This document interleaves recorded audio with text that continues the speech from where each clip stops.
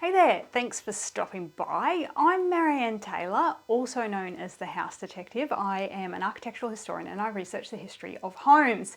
In these series of detective diaries, I take you through some of the interesting or cool things I've uncovered during the last couple of weeks of my research. This week, Ballymore Stadium. Do you know where it gets its name from? Then I'll be revealing where in Brisbane was once described as a haunt of filth and infamy and vice. Next, we'll delve into the wonderful world of pre-cut house kits. These were like early Ikea packaged houses. Finally, I'm going to show you what have been my two most successful social media posts, and they're not what you would expect. I hope you enjoy watching. Ballymore Stadium. Many of you who live in Brisbane will be familiar with this rugby union stadium at Hurston, but do you know where it gets its name from? Well, earlier this week I actually stumbled upon the answer to this. I was looking at old photos on the State Library of Queensland, as I'm known to do on occasion, and I came across this house. This house was home to James Campbell and his family for many decades. But James Campbell was a Scot, so why does he have a house named after a place in Ireland? I know what you're thinking if you're Scottish. There is a place called Ballymore in Scotland, but this house was named after the Irish Ballymore. The answer lies in the fact that the house was not actually built by James Campbell or named by him, despite what a lot of histories say. It was actually built in about 1864 for David Thompson Seymour. Seymour was a lieutenant in Her Majesty's 12th Regiment, but he later went on to become the Commissioner of Police. He was the son of another military man, Major Seymour, whose house was, wait for it, Ballymore Castle in Galway in Ireland. He is the one who named the house. As I said, Seymour had the house built in about 1864. It was designed by architect James Furnival, and it was a very grand property, and at the time that area was home to a few grand residences that lined the creek there. Seymour listed Ballymore for sale in 1872, and there's a great article in the newspaper that describes the house and grounds, and you really get a sense of how impressive this residence was. It was then that James Campbell bought the property, and he lived there for many, many decades afterwards, and his name's kind of become synonymous with this residence, which is why I think he's often credited with building it. Now, I'm not surprised he's given that credit either, because he was the man in the building industry back in the day. James Campbell arrived in Queensland from Scotland in 1853, and by the following year, although he was a plasterer by trade, he had established a building supply store in Brisbane. This business went on to expand dramatically, and it became one of the biggest companies in Queensland. He was involved in the timber industry. Now, that was the primary area that he remained in and the largest area of his business.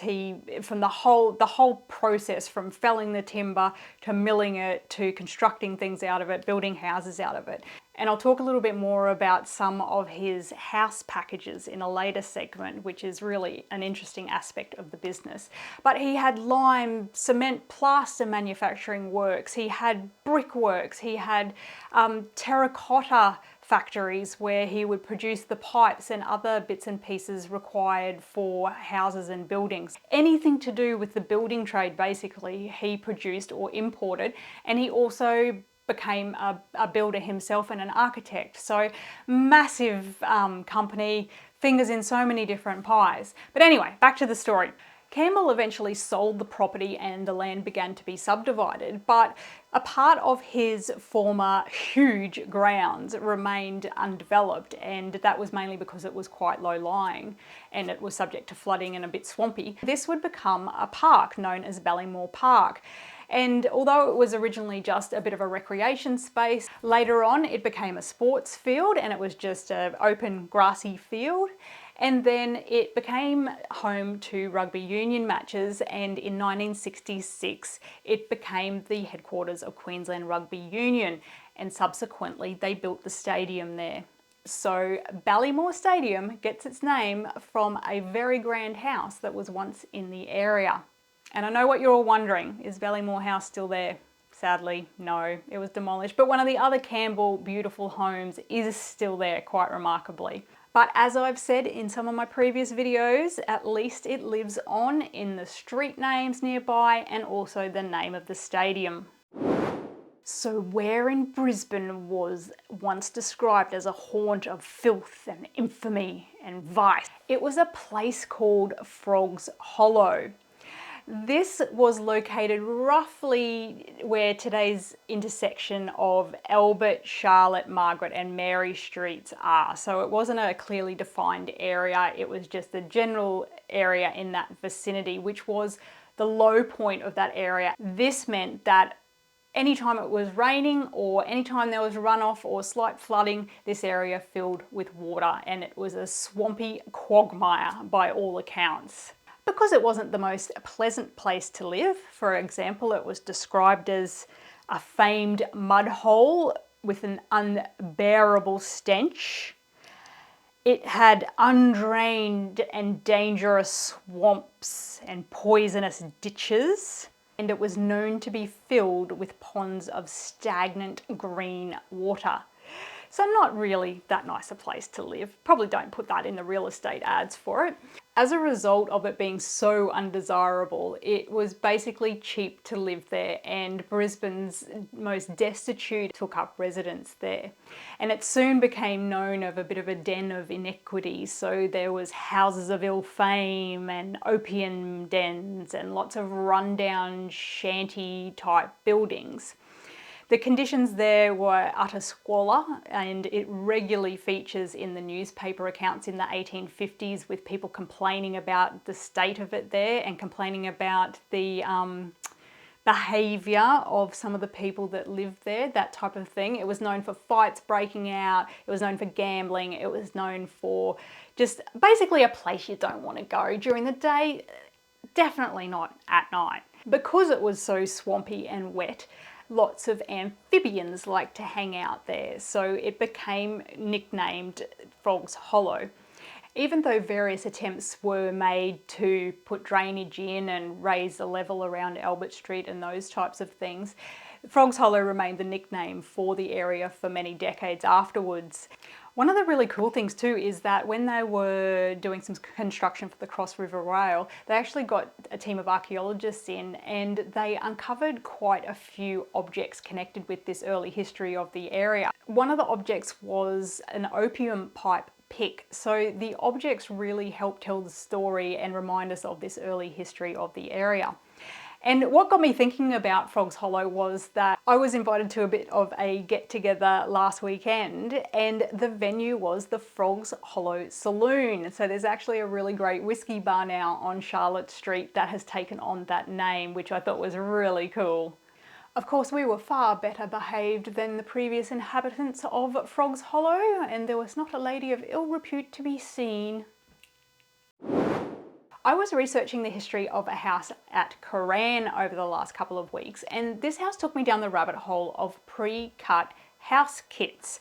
And I'll talk a little bit more about them in the next segment. But it got me looking into one of the gentlemen who established a business producing these timber houses. Now, I was looking through his history, and I actually discovered that his original apprenticeship indenture papers were held at the State Archives, the Queensland State Archives at Runcorn. Now, he was a cabinet maker by trade, and I wasn't sure what to expect when I got out there and it said apprenticeship file. I didn't have any details on what was in it. But when I got out there, and it's really cool, you turn up and like you pre-order things and your name's on the shelf with all your items there, and you feel like a bit of a VIP. And you go and grab the boxes or whatever you've ordered off the shelf. In this case, it was a small little filing box. And I put it down on the desk, and then because things aren't always indexed, I know it's somewhere in that box. So I had to rummage through, and rummage, don't tell the archivist that I ever said the word rummage in reference to their collection. I had a careful look through the archive box and found the folder relating to the gentleman I was researching. Inside was the original piece of paper that his father actually signed to commit him to doing an apprenticeship, a cabinet making apprenticeship in 1927. The reason his father signed it, of course, was that the gentleman who did the apprenticeship was still underage. He was only 16, he'd just left school. But this incredible document has his father's signature, it also has the gentleman's signature who was doing the trade, and then it has signatures of other people connected with apprenticeships. And it has these great wax seals and official stamps on it, and it was just this great old document, and I just thought it was quite incredible to find this evidence of old apprentice and trade practices.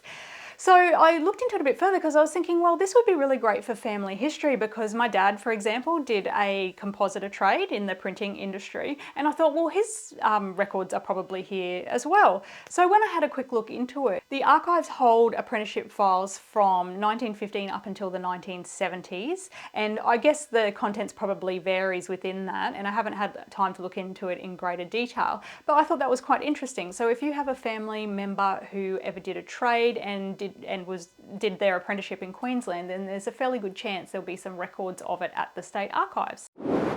So I've mentioned a couple of times already that I was looking into pre-cut house kits. Now this, as I said, came up as a result of researching a house at Koran, and it was a complete rabbit hole to go down, and I'm absolutely fascinated by this industry. So a pre-cut house is basically a kit that gets delivered to you like a Ikea flat pack, and in this kit, depending on the company, will be plans for a particular house design and all the timber that you require for that, plans for the design and all the timber cut to the right lengths and ready to assemble, sometimes with the joints already cut into them, for example, mortise and tenon joints.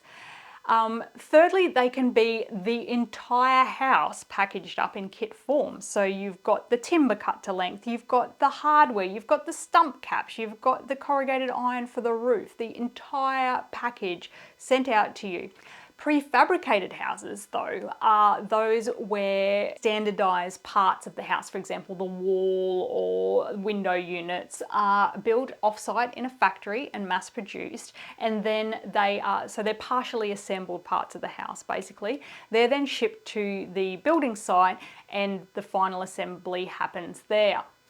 The advantage of both methods is that generally it's much cheaper, much quicker, and much easier to build these houses. So if you imagine, rather than getting a carpenter to cut the timber piece by piece on site manually, you've got all this happening in a factory. There's standard sizes, standard pieces, they're just run off a production line, and you've got economies of scale. Which business was it that first offered these pre-cut houses? James Campbell and Sons. He pioneered the way in Queensland with these pre-cut house kits. So it was a natural flow on from his timber businesses. James Campbell's pre-cut homes were eventually marketed under the name Ready-Cut Homes. Another company called Brown and Broad came on the scene in about 1915 and also started to produce these pre-cut house kits.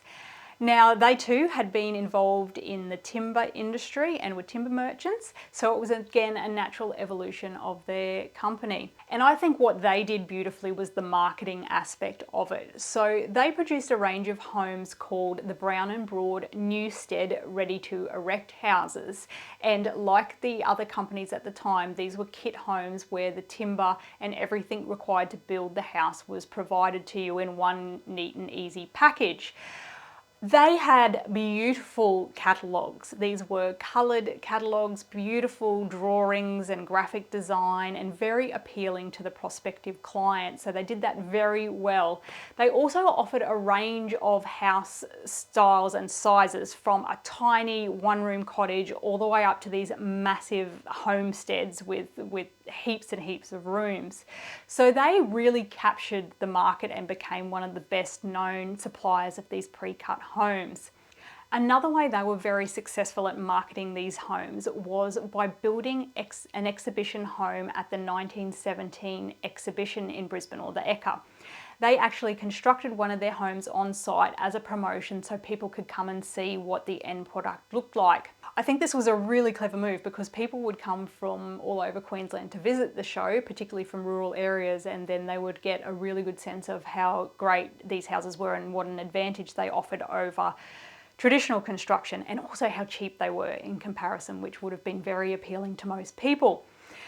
They also sponsored and provided the timber for this amazing house scheme, which I won't get into in this episode. They were called Anzac Cottages. These were houses that were built by a charitable organisation for the widows and children of servicemen who had lost their lives. This scheme is worthy of a whole video. I'm only just beginning to scratch the surface of it because I'm actually researching one of these Anzac cottages at the moment.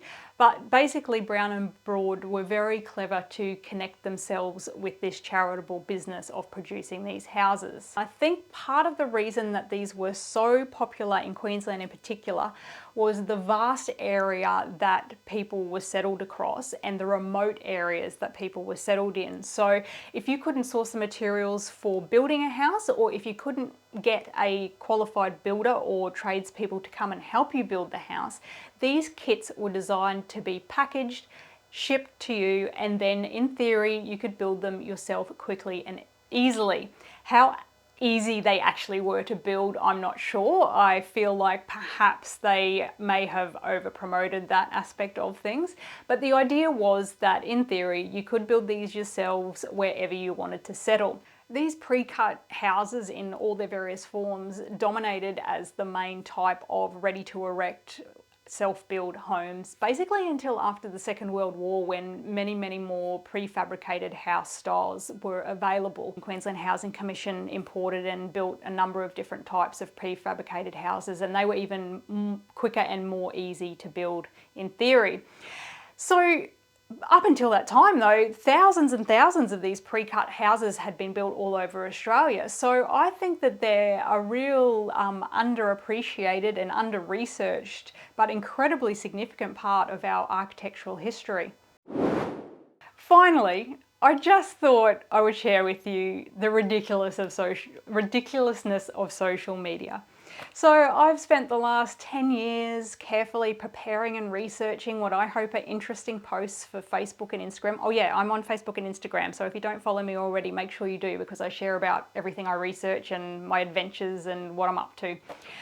So 10 years, I've researched and curated all these wonderful what I think are wonderful posts and interesting snippets to share with you all. But what are my two most successful posts? Are they related to houses? No. Are they anything to do with my research? No.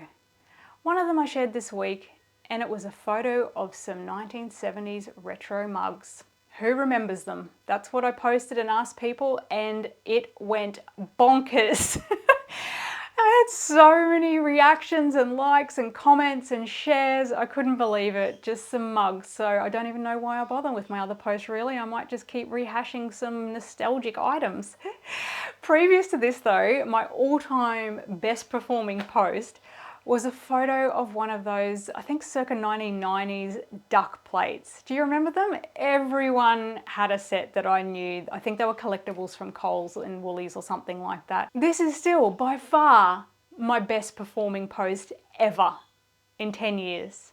So yeah, I just thought I'd share that with you because really I have to laugh or I'll probably cry. Thanks for watching. I hope you enjoyed learning a few little tidbits about Brisbane and house history.